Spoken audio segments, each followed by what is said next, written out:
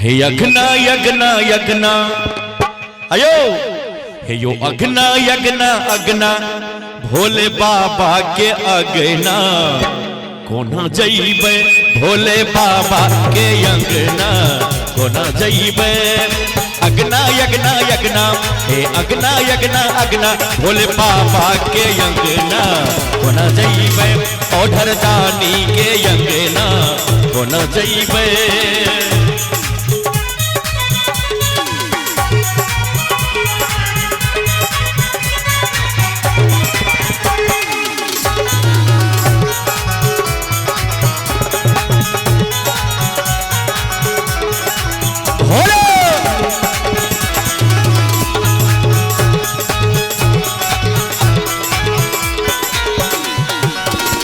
जखन जइबै हम सुइया पहाड़ियो बाबा भेज देथिन यह अपन कहाड़ियो।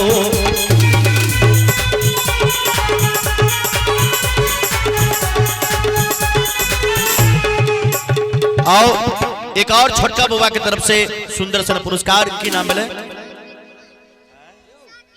साध्वी कुमारी की तरफ से शानदार 101 रुपया के पुरस्कार। बहुत बहुत आशीर्वाद बच्चा के कहबन। जखन जइबै हम सुइया पहाड़ियो बाबा भेज देथिन अपन कहाड़ियो। जखन जइबै हम सुइया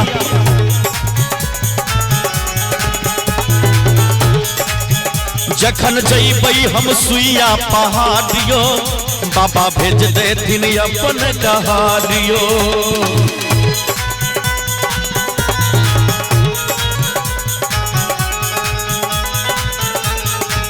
और बोलबम कहते जेबे बोलबम कहते जेबे हे बोलबम कहते शंभु दानी के यज्ञना कोना जइबे भोले दानी के यज्ञना कोना जइबे।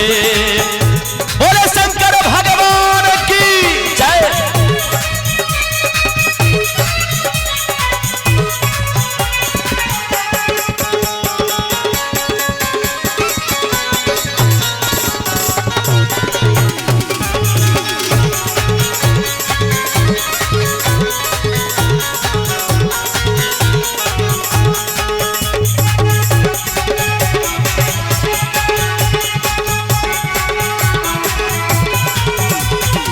राह में गरतई जो पाथर कंकरिया बाबा हेड लेथिन सबके विपतिया।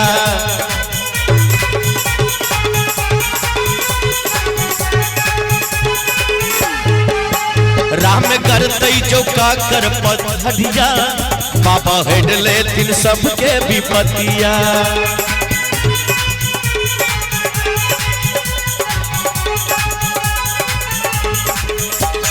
बोलबम कहते जेबे बोलबम कहते शंभु दानी के अंगना कोना जइबे भोले दानी के अंगना कोना जइबे। अग्ना यज्ञना यज्ञना अग्ना यज्ञना यज्ञना भोले बाबा के अंगना।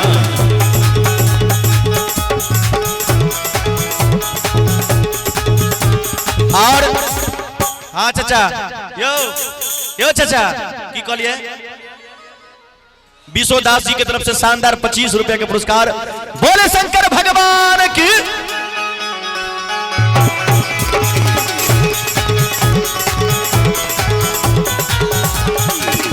जखन जइबै हम भोला दुवरिया बाबा खोल देथिन अपन के बदिया।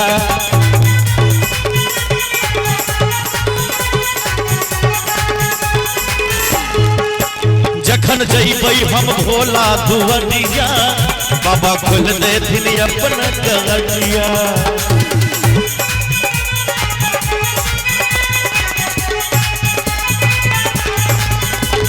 बोलबम कहते जेबे हर हर शंभु कहते जेबे हे शंभु दानी के अंगना कोना जइबे भोले बाबा के अंगना कोना जइबे शंभु दानी के अंगना कोना जइबे भोले बाबा के अंगना कोना जइबे शंभु दानी के अंगना कोना जइबे भोले दानी के अंगना। भोले दानी के